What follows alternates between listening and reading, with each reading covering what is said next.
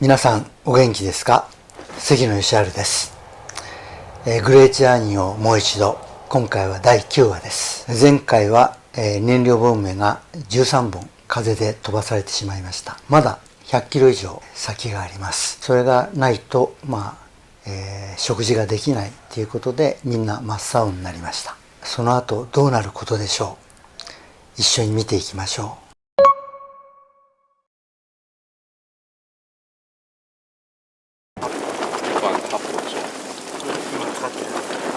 どっちにしてもね、8本じゃ全身無理だと思う。燃料は12日ぐらいな持たし方はできますよね。飯をちゃんとして、コーヒー紅茶を節約しちゃうみたいな。本当もう飯を思いっきりいろいろ工夫して節約してコーヒー紅茶は飲むようにする。それでもね、ダメになってなくなった時はその時はそうですしかない。そうです。基本的に SOS は当てにして進んで僕はいけないと思うし、はっきり言って、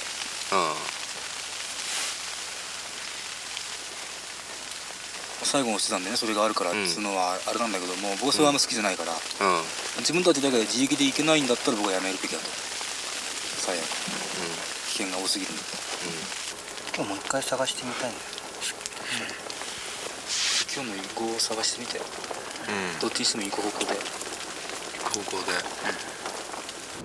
とにかくもう一回ワンチャンス探してみようということになりました。この広大な雪原の中で、果たしてソリが見つかんだろうか。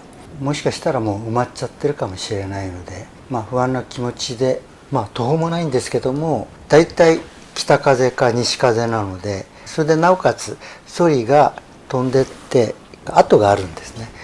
でテントからその方向に行って、分かれて追い型になって探すということをやりました。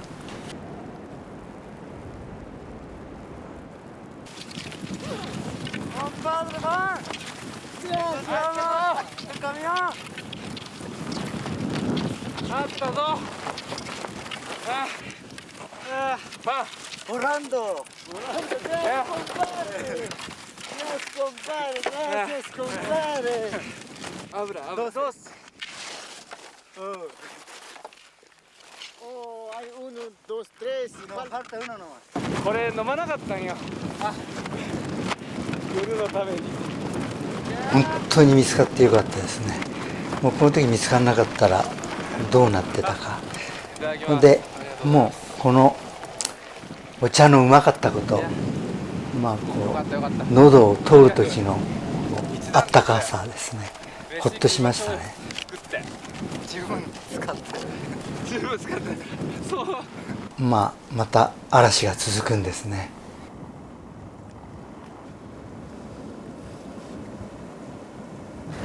とにかく音がすごいんですよ。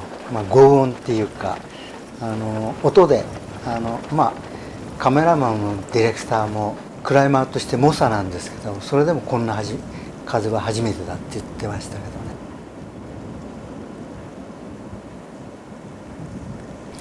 そして天候が回復しました。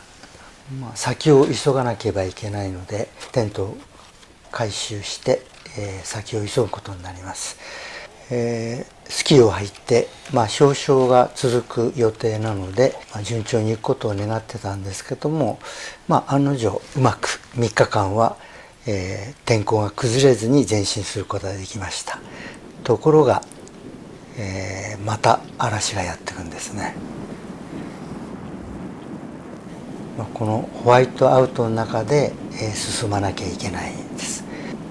前後左右上まで真っ白になるのがホワイトアウトですけども、ちょっと離れると見失うことがあるので、みんな近くに寄って移動していきます。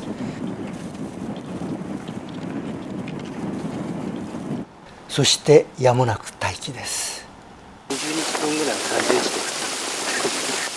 た。コーヒーがなくなりました。よし、醤油はいいぐらいだ。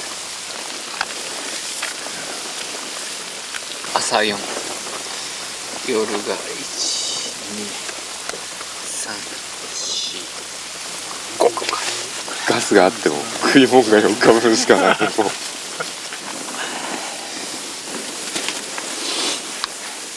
ふりかけ作る。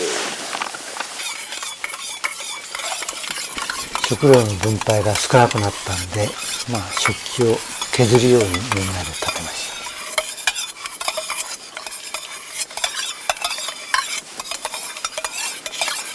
た。先を急ぐので、この深い霧の中を前進することにしました。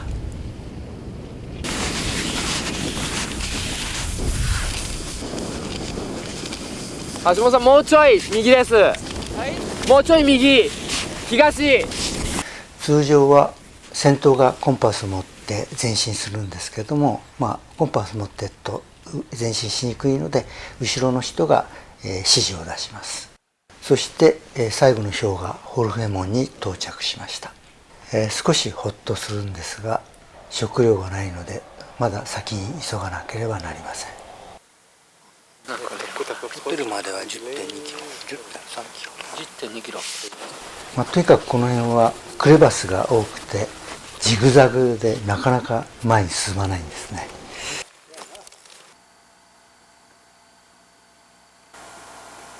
難しい？難しい。歩いていくのは楽勝。歩くとこんなとこぴょんぴょんでしょ、標高だけど、これがソリだとね。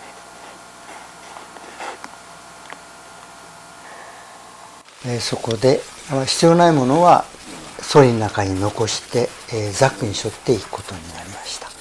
残った荷物は後から、取りに来ることにしました。ここからは効率よく前進できるんですけども、20キロから30キロのザックを背負っているので、辛いことは辛いです。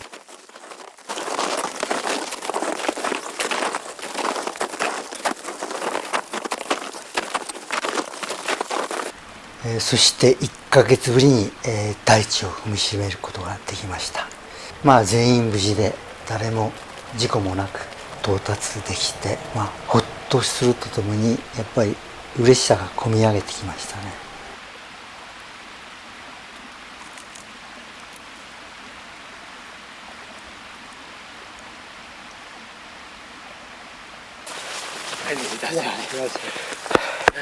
Venimos, ha llegado antes, después te cuento todas las peripecias del viaje. Muchas felicidades. Hola, amigazo. Hola, che, Juanito. 4 de Valentine. Aquí, social de todo aquí así. Pregunta el taza. Hasta ahí nomás. Hasta ahí nomás. Gracias. Panda. Ahí te divides. Llegamos a Panda. Un mes no comemos pan. Un mes pan. Salud por el éxito. ¡Campai! ¡Campai! Yo tomando café me voy a morir. ここまでよく来たなと思いますね。本当にこの祝杯、そして1ヶ月ぶりのパン、めちゃくちゃうまかったですね。思えばボンベをなくし、最後は食料までなくなって、よくここまで来たな、達成感でいっぱいですね。嵐の大地なんてさ、大げさだと思ってたけど、本当に嵐の大地だね。なんで表彰を歩いてみようと？ただ氷河期に昔の人歩いたでしょ、だからそういう風とかね、湿気とかね、そういうものをやっぱり一回体験したかった。だからこれを家族連れてさ、昔移動したわけでしょ、狩猟しながら。だからそういうに近いものをね、やっぱ一度体験してみたかった。もういいです。いやー、よかったです。無事に到達することができました。結局、氷の上、氷河の上、氷床の上合わせると、32日間かかったんですね。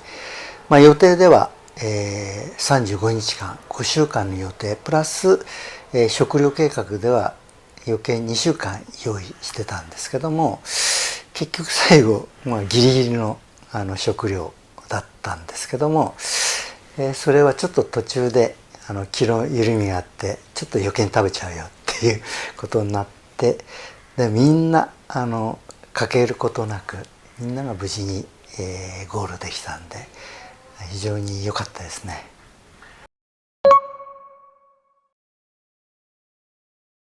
歩いてるうちにホワイトアウトになって天候が崩れてホワイトアウトになるってことが多いんですよね。でやっぱり出ない方がいいわけですよね。だけど、最後食料がなくなってきて、とにかく前進しなきゃいけないというのでやっぱりそれは、危険性が増すわけですから、バランスですよね。ホワイトアウトの中で出ない方がいいけどもやっぱり食料がないっていう、じゃあどうするか。やっぱり食料不足を解決するためにとにかく前に進む方がいいっていう。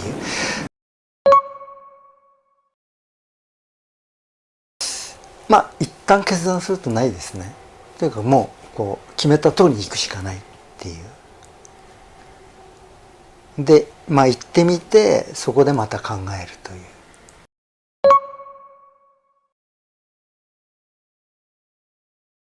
初めてですね。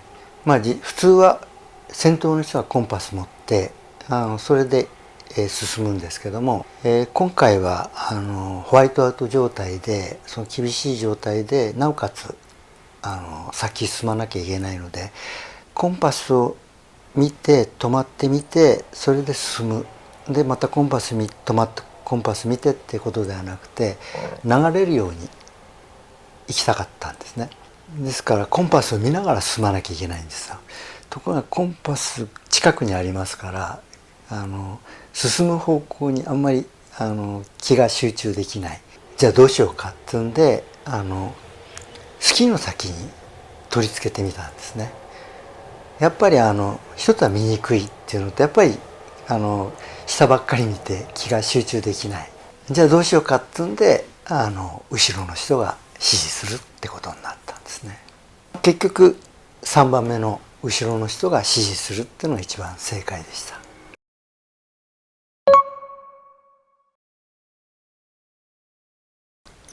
冷静さは必要ですね。やっぱりびっくりしてパニクったらおしまいですから、いろんな選択肢をいろんな出てくるわけですね。その中でどれを選ぶかっていうのが、選択肢を出してこれなくなっちゃいますからね。